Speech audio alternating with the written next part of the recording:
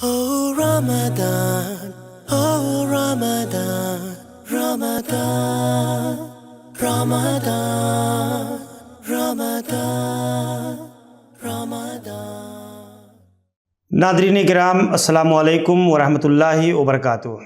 अलबिर मुंबई की जानिब से मुनाकिद होने वाले सिलसिलावारी प्रोग्राम तोहफ़े रमज़ान में आप सबका एक बार फिर इस्तकबाल है।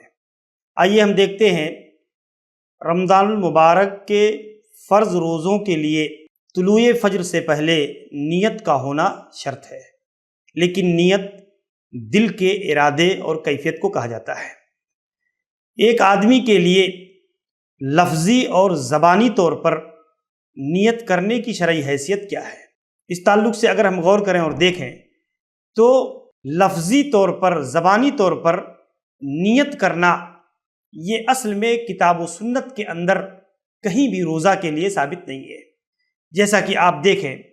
कि उलमाए अहनाफ ने इस बात को ज़िक्र किया है, जैसे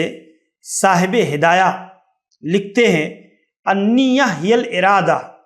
नीयत ये इरादा का नाम है। व शर्त अय्यलम बिक़ल्बी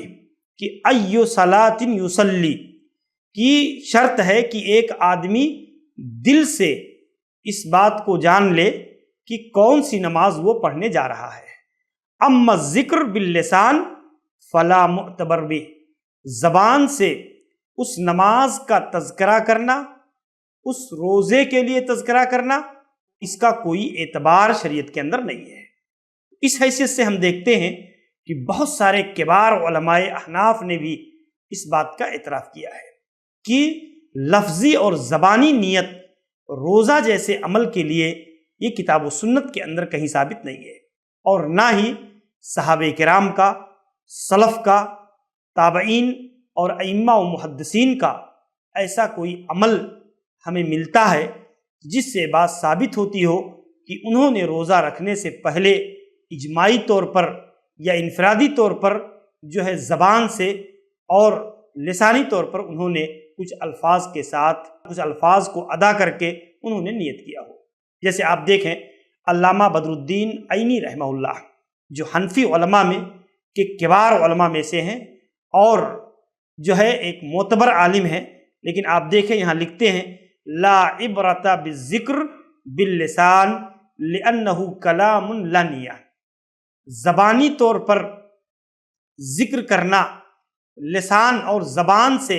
नियत करने का कोई एतबार नहीं है, इसलिए कि ये नियत नहीं, ये तो कलाम है, ये तो गुफ्तगू है, ये नियत और गुफ्तगू में फ़र्क है। तो ये अल्लामा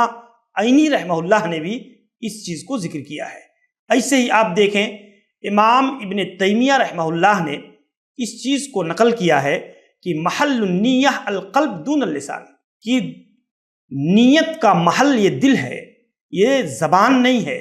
बेइत्तिफ़ाक़ अइम्मतिल मुस्लिमीन, तमाम उलमा और अइम्मा का इत्तिफ़ाक़ है इस बात पर कि तमाम इबादात में, चाहे वो नमाज हो, ज़कात हो, हज हो, रोज़ा हो, तहारत हो, जो है इसी तरीके से जो है ग़ुलाम आज़ाद करना हो, जिहाद फ़ी सबीलिल्लाह हो, ऐसी तमाम आमाल व इबादात खैर, आमाल और इबादात में आदमी का ज़बान से जो है नियत करना ये दुरुस्त नहीं है, बशर्त ये है कि जहाँ वो चीज़ साबित है। जैसे हज और उम्रह के लिए ज़बानी नियत, लिसानी नियत साबित है, लब्बैक हज्जतन या लब्बैक उम्रतन, तो वहाँ वो चीज़ दुरुस्त है। लेकिन उसके अलावा जिन आमाल के लिए लफ्ज़ी और लिसानी तौर पर नियत करना साबित नहीं है,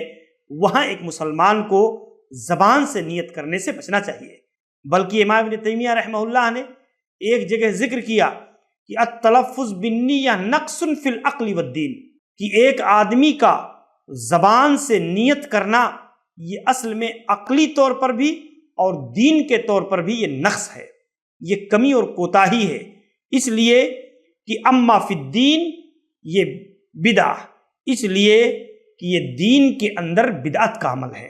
बिदात चूँकि अल्लाह के नबी सल्लल्लाहु अलैहि वसल्लम और सहाबा से, सलफ़ से ये चीज़ साबित नहीं है, इसकी बुनियाद पर ये चीज़ बिदात है। और अक़ली एतबार से इस हैसियत से ये عقل قبول نہیں کرتی کہ ایک آدمی زبان سے نیت کرے، کیونکہ ہم جب کھانا کھانے کے لیے بیٹھتے ہیں تب ہم یہ نہیں کہتے کہ ہم اپنے ہاتھ سے برتن میں ڈال کر اور اس کا لقمہ منہ میں ڈالیں گے اور اس طریقے سے کھانا کھائیں گے،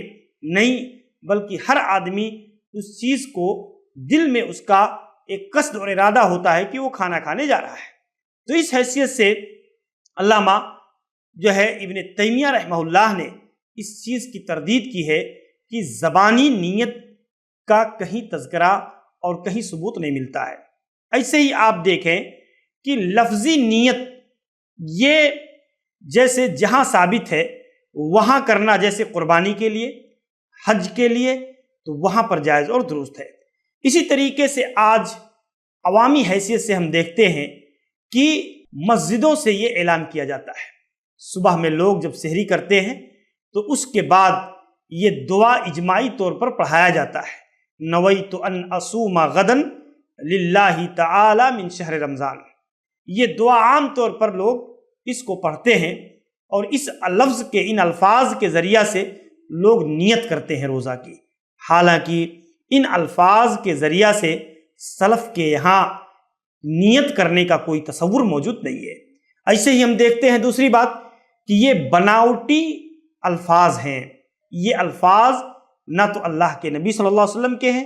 نہ ہی صحابہ اور تابعین میں سے کہیں اس کا ذکر ملتا ہے، بلکہ یہ بعد میں بعض لوگوں نے اس کو بنا کر کے، گڑھ کر کے اس نیت کو امت کو دیا اور بہت سارے لوگوں نے اس چیز کو گلے لگا لیا۔ جیسے آپ دیکھیں اس میں ایک بہت بڑی خرابی یہ ہے کہ نویت ان اصوم غدن، کہ میں کل کے لیے روزہ رکھنے کی نیت کرتا ہوں۔ آپ دیکھیں غد کہا جاتا ہے آنے والے کل کو، غد کے معنی ہے آنے والا کل، کیونکہ قرآن کریم نے بہت ساری جگہوں پر اس لفظ کو ذکر کیا ہے۔ جیسے قرآن کہتا ہے وَلْتَنْظُرْ نَفْسٌ مَا قَدَّمَتْ لِغَدٍ، ہر نفس اس بات کو دیکھ لے، غور کر لے کہ اس نے آنے والے کل کے لیے کیا بھیجا ہے۔ اسی طریقے سے سَيَعْلَمُونَ غَدًا مَنِ الْكَذَّابُ الْأَشِرُ، یعنی جھوٹا بڑائی مارنے والا شخص وہ کل عنقریب جان لے گا اس کے انجام بد کو۔ ایسے ہی آپ دیکھیں بہت ساری جگہوں پر غد کا لفظ استعمال ہوا ہے جو آنے والے کل کے لیے۔ اور ہم جب روزہ کی نیت کرتے ہیں تو ہم کس دن کے لیے نیت کرتے ہیں؟ ہم اس دن روزہ رکھنے کی نیت کرتے ہیں، اس دن کے لیے نیت کرتے ہیں، اور اس میں ہم غد کا لفظ استعمال کرتے ہیں جو آنے والے کل کے لیے استعمال ہوتا ہے۔ تو بہرحال یہ لفظی طور پر بھی یہ کلمہ اور یہ جملہ ادا کر کے نیت کرنا یہ درست نہیں ہوتا ہے۔ تو اس حیثیت سے ہمیں جاننا چاہیے کہ جو ہے ہمارے لیے لفظی اور لسانی طور پر نیت کرنا یہ اصل میں اسلاف امت سے ثابت نہیں ہے، اللہ کے نبی اور صحابہ سے ثابت نہیں ہے، اس لیے ہمیں ایسی نیتوں سے احتراز کرنا چاہیے، اس طرح کی نیت کرنے سے احتراز کرنا چاہیے۔ ہم جب بیدار ہوئے، ہم نے سحری کھایا، ہم نے رات کے اندر اٹھا، تو اس طریقے سے جب ہم طلوع فجر سے پہلے اٹھتے اور بیدار ہوتے ہیں تو اسی وقت ہماری نیت ہو جاتی ہے، یا ہم جب سوتے ہیں اسی وقت ہم نے نیت کر لی تو ہماری نیت ہو جاتی ہے۔ اسی طریقے سے ایک مسئلہ نیت کے معاملے میں یہ بھی ہے کہ نیت یہ ہر روزہ کے لیے مستقل ہر دن نیت کرنا ضروری ہے، ہر روزہ کے لیے مستقل نیت کرنی ضروری ہے، یا پورے مہینے کے روزے کی نیت ایک ساتھ کر لینی کافی ہے۔ یہ مسئلہ بھی مختلف ہی ہے۔ علماء کی ایک جماعت اس بات کی طرف جاتی ہے کہ ہر دن کا روزہ مستقل عبادت ہے، مستقل فریضہ ہے ہر دن کا روزہ، اور اس کی بنیاد پر ہر روزہ کی ادائیگی کے لیے آدمی کا طلوع فجر سے پہلے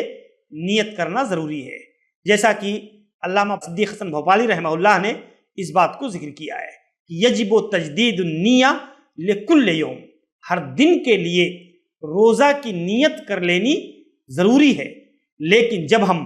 رات میں بیدار ہوتے ہیں اس قصد و ارادہ کے ساتھ کہ ہم سحری کھانے جا رہے ہیں تو بس وہی ہماری نیت ہو جاتی ہے۔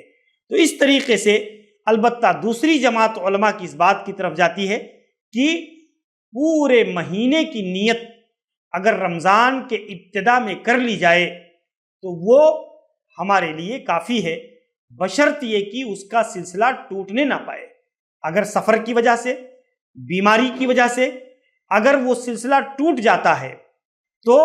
پھر دوبارہ جب ہم روزہ رکھیں تو اس کے لیے دوبارہ ہمیں نیت کرنی چاہیے، تجدید نیت کرنی چاہیے۔ تو اس حیثیت سے ہم دیکھتے ہیں کہ ہمارے لیے اس کے اندر آسانی رکھی گئی ہے، اور اگر ایک آدمی رمضان المبارک کی ابتدا میں پورے رمضان کے روزے کے رکھنے کی نیت کر لیتا ہے تو وہ کافی ہو جائے گی، اور اگر آدمی روزانہ اس کی نیت کرتا ہے تو وہ بھی آدمی کے لیے یکفی ہے، لیکن لازم اور ضروری نہیں ہے۔ لازم اور ضروری اس حیثیت سے کہ اگر اس شخص نے ابتدا میں نیت کر لی ہے تو وہ اس کے لیے کافی ہے۔ ایسے ہی ہم دیکھتے ہیں امام ابن عثیمین رحمہ اللہ نے اس چیز کو ذکر کیا کہ اگر ایک آدمی رمضان میں غروب شمس سے پہلے سو گیا، روزہ کھولنے سے پہلے، یعنی ایک آدمی سورج غروب ہونے سے پہلے سو گیا، یہاں تک کہ فجر طلوع ہو گئی، تو اب آنے والے دن کی نیت رات میں نہیں کر سکا